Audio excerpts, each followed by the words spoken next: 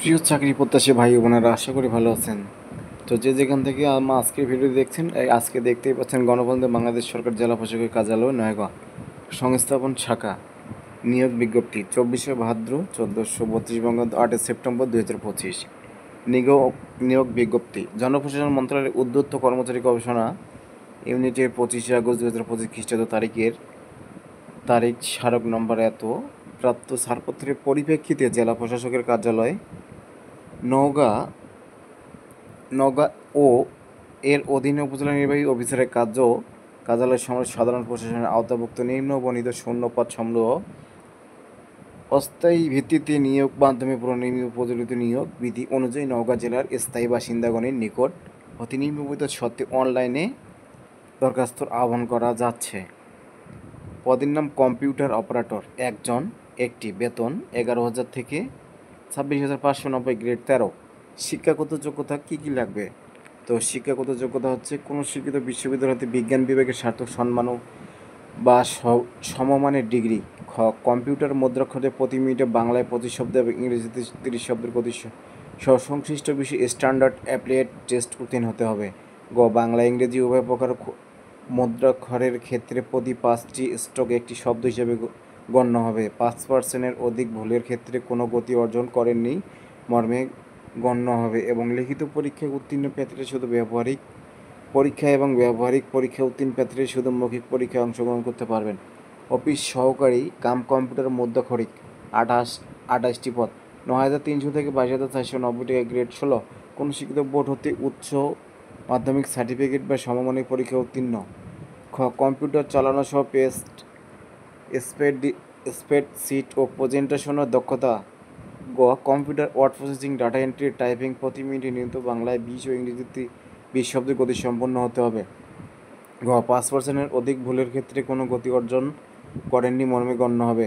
ইয়, বাংলা ইংরেজি উভয় প্রকার মুদ্রাক্ষরের ক্ষেত্রে প্রতি 5টি স্ট্রোক একটি শব্দ হিসেবে গণ্য হবে এবং চ, লিখিত পরীক্ষায় উত্তীর্ণ প্রার্থীরা শুধু ব্যবহারিক পরীক্ষা এবং ব্যবহারিক পরীক্ষার উত্তীর্ণ প্রার্থীরা শুধু মৌখিক পরীক্ষায় অংশগ্রহণ করতে পারবে। সার্টিফিকেট সহকারী 2টি, 9,300 থেকে 22,490, গ্রেড 16, বেতন। খ, শিক্ষাগত যোগ্যতা কোন শিক্ষিত বোর্ড হতে উচ্চ মাধ্যমিক সার্টিফিকেট বা সমমানের পরীক্ষায় উত্তীর্ণ। কম্পিউটার চালানো সহ প্রেজেন্টেশন দক্ষতা, computer word processing, data entry, typing প্রতি মিনিটে নিয়মিত বাংলায় 20, ইংরেজিতে 20 শব্দের গতি সম্পন্ন হতে হবে। ঘ, 5%-এর অধিক ভুলের ক্ষেত্রে কোনো গতি অর্জন করেননি মনে গণ্য হবে। তো সবগুলো এটা একই, আপনারা দেখে নেবেন।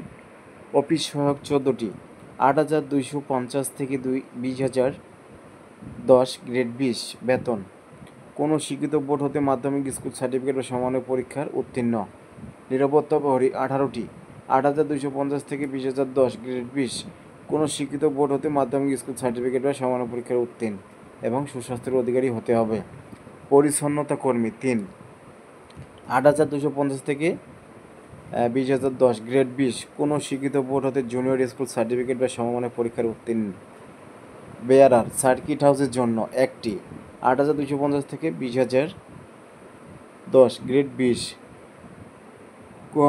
ক, কোনো শিক্ষিত বোর্ড হতে মাধ্যমিক স্কুল সার্টিফিকেট বা সমমানের পরীক্ষায় উত্তীর্ণ। প্রার্থীরা অবশ্যই শর্তাবলী, প্রার্থীকে অবশ্যই বাংলাদেশের নাগরিক ও নওগাঁ জেলার স্থায়ী বাসিন্দা হতে হবে। বিবাহিত মহিলা প্রার্থীদের ক্ষেত্রে স্বামীর স্থায়ী ঠিকানা উল্লেখ করতে হবে। 3, জেলা প্রশাসক নওগাঁ বরাবর আবেদন করতে হবে। বিভাগীয় চাকরি প্রার্থীগণকে যথাযথ কর্তৃপক্ষের নিকট লিখিত অনাপত্তিত অনুমতি গ্রহণ করে নির্ধারিত সময়ের মধ্যে আবেদন করতে হবে এবং উক্ত অনুমতিপত্রের মূল কপি মৌখিক পরীক্ষার সময় সাক্ষাৎকার বোর্ডের নিকট দাখিল করতে হবে। বিভাগীয় চাকরি প্রার্থীর আবেদনের কোনো অগ্রিম কপি গ্রহণযোগ্য বলে বিবেচিত হবে না। লিখিত ও ব্যবহারিক পরীক্ষায় উত্তীর্ণ প্রার্থীদের মৌখিক পরীক্ষার সময় নিম্নোক্ত কাগজপত্রাদি মূল কপি উপস্থাপন দাখিল করতে হবে। অনলাইনে পূরণকৃত আবেদনপত্রের কপি, অ্যাপ্লিকেশন কপি, শিক্ষাগত যোগ্যতার প্রমাণস্বরূপ সকল মূল সনদপত্র, সাময়িক সনদপত্র, পৌরসভার প্রশাসক, মেয়র, ইউপি চেয়ারম্যান কর্তৃক প্রদত্ত 1 কপি নাগরিকত্ব সনদপত্র, জাতীয় পরিচয়পত্রের মূল কপি অবশ্যই মৌখিক পরীক্ষার সময় উপস্থাপন করতে হবে। তবে যাদের জাতীয় পরিচয়পত্র এখনও হয়নি তাদেরকে পৌরসভা প্রশাসক, মেয়র, ইউনিয়ন পরিষদের চেয়ারম্যান কর্তৃক প্রদত্ত অনলাইন নিবন্ধনকৃত জন্ম নিবন্ধন সনদ মৌখিক পরীক্ষার সময় উপস্থাপন করতে হবে। সর্বশেষ জারিকৃত প্রজ্ঞাপন অনুযায়ী মুক্তিযোদ্ধা, শহীদ মুক্তিযোদ্ধা ও বীরাঙ্গনার সন্তান কোটায় আবেদন করলে কোটা দাবির সমর্থনের প্রার্থীকে সর্বশেষ নীতিমালা অনুযায়ী যথাযথ কর্তৃপক্ষ কর্তৃক প্রদত্ত সনদ প্রমাণপত্রের মূল কপি উপস্থাপন করতে হবে এবং সত্যায়িত ছায়ালিপি দাখিল করতে হবে। মুক্তিযোদ্ধা, শহীদ মুক্তিযোদ্ধা, বীরাঙ্গনার সন্তান হিসেবে চাকরি পেতে নিম্ন বর্ণিত ছক পূরণ করে মৌখিক পরীক্ষার সময় দাখিল করতে হবে। প্রার্থীর নাম, পিতার নাম, ঠিকানা। মুক্তিযোদ্ধা নাম, পিতার নাম, ঠিকানা। বীর মুক্তিযোদ্ধা জন্ম তারিখ। তো জন্ম নিবন্ধন অনুযায়ী জন্ম তারিখ, জাতীয় পরিচয়পত্র অনুযায়ী জন্ম তারিখ, এসএসসি সনদ অনুযায়ী জন্ম তারিখ, জন্ম নিবন্ধন আইন অনুযায়ী পৌরসভা, ইউনিয়ন পরিষদের প্রত্যয়নপত্র অনুযায়ী জন্ম তারিখ। ক্ষুদ্র নগোষ্ঠী কোটায় আবেদনের ক্ষেত্রে জেলা প্রশাসক কর্তৃক প্রদত্ত সনদপত্র। শারীরিক প্রতিবন্ধী কোটায় আবেদনের ক্ষেত্রে উপপরিচালক জেলা সমাজসেবা কার্যালয় কর্তৃক প্রদত্ত সনদপত্র এবং তৃতীয় লিঙ্গের কোটায় আবেদনের ক্ষেত্রে সিভিল সার্জন কর্তৃক প্রদত্ত সনদপত্র দাখিল করতে হবে। প্রশিক্ষণ অভিজ্ঞতা সনদপত্র প্রযোজ্য ক্ষেত্রে সরকারি, আধা সরকারি, স্বায়ত্তশাসিত প্রতিষ্ঠানের চাকরিত প্রার্থীদের অবশ্যই যথাযথ কর্তৃপক্ষের অনুমতিক্রমে আবেদন করতে হবে।